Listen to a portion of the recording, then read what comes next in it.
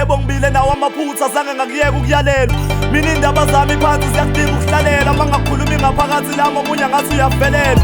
Kwenye ingoma ngisengicelela udadewethu impilo, kepha wathi umhlaba ngeke yena useyilungele imfihlo. Ngezokujuleni kwami sekuphehleke esikhulu isithando somlilo. Mhlawumbe ungarelate ukubone ngathi ungavele udedele isililo. Mazuyaphi cela ungahambi, wozala ngicela ungahambi.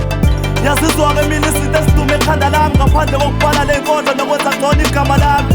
Hayi ngoba ngingabongi kepha ngishayekile, mabethi bayangduduza mina ngathi ngilayekile. Baba ngiyabonga ngoba unyana wakho uyalekile, ngokungithanda kangaka waze wanginika idlozi elikhathalelile. Ucelile unikiwe futhi omemezile naye uzwiwe, ububo labo nabo malufeziwe. Kepha mina njengapha ngiloko ngizitshiwe ngathi angizange ngithathe izandla zombi. Ingathi ngami zombi, ngathi angizange ngithathe izandla zombi. Ingathi ngami